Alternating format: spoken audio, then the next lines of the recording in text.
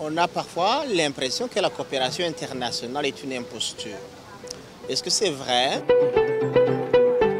Qui a dit ça? Qui a dit que ces populations voulaient ça? Qui a dit ça? Besoin de nous? De quoi ont-ils besoin? Besoin de nous? Vraiment? Qui a dit qu'ils avaient besoin de nous? Qui a dit que nous avions besoin de vous? Cette question, posée par un homme du nord du Burkina Faso, révèle toute la complexité des projets d'aide internationale. Pendant plus de 40 ans, Jacques, l'auteur du livre, a œuvré dans le monde du développement international. Plus de 30 missions, surtout en Afrique, pour concevoir, planifier et surtout évaluer des projets. Il était préoccupé par le bien fondé des choix qu'on faisait. Est-ce qu'on les faisait avec les partenaires locaux? Sinon, qu'est-ce qui allait rester?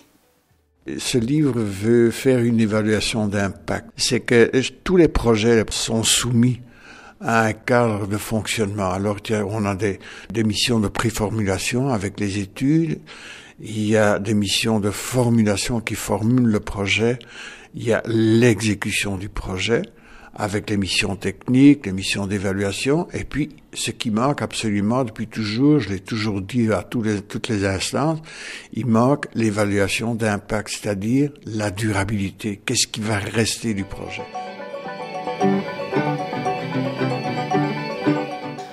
L'auteur du livre est allé au Burkina Faso pour revoir des projets réalisés 15 ans plus tôt par la FAO et qu'il avait évalués à la demande du PNUD, le Programme des Nations Unies pour le développement. Le premier projet qu'il a visité, au Sahel, proposait à l'époque la fixation des dunes de sable. On voulait également gérer les mares dont plusieurs disparaissaient carrément en saison sèche. Enfin, le projet avait comme ambition de réduire les tensions entre les sédentaires et les nomades qui amènent leurs troupeaux autour des points d'eau. Que restait-il de tout ça? Du deuxième projet, toujours au Burkina Faso, Jacques Lassène disait que c'était un des plus beaux de tous ceux qu'il avait évalués.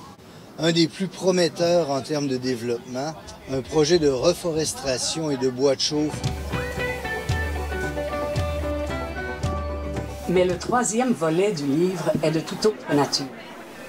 En 2010, dans le nord Burkina, où Jacques avait constaté les sécheresses et combien l'accès à l'eau était précaire, on était en train de creuser une immense fosse minière. Il voulait donc savoir comment une mine d'or, si vorace en eau, allait s'y prendre, comment ils allaient traiter les populations. Qu'est-ce que les petits orpailleurs de la région allaient devenir? Mais le vrai sujet du livre, il est ailleurs.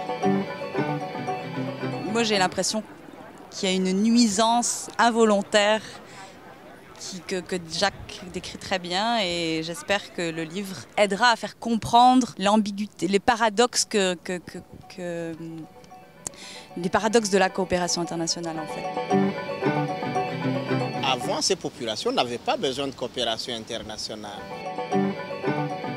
Le système est un peu pourri, mais les gens non.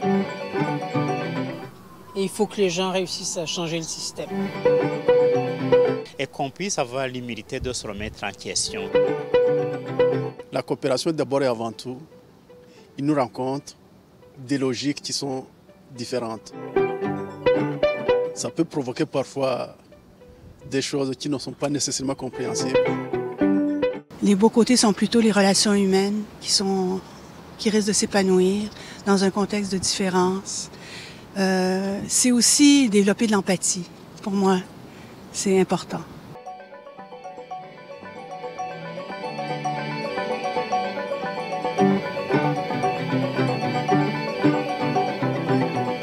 Et ça, c'est toute une affaire, hein, parce que dans notre sang, inscrit dans notre sang d'occidentaux, on est eu bon pour construire, pour bousculer, pour réarranger, pour planifier, pour dire aux autres quoi faire, pour réaliser. Et on réalise, hein.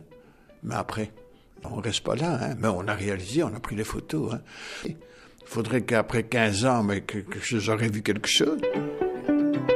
M. Claessens aurait certainement pu écrire un traité abstrait avec des statistiques, des termes théoriques et ainsi de suite. Mais il a choisi d'aborder son sujet par le mode du récit. Alors il raconte, et parfois même à la première personne, des événements qui se sont passés, des lieux parfois qu'il a visités, des gens qu'il a connus.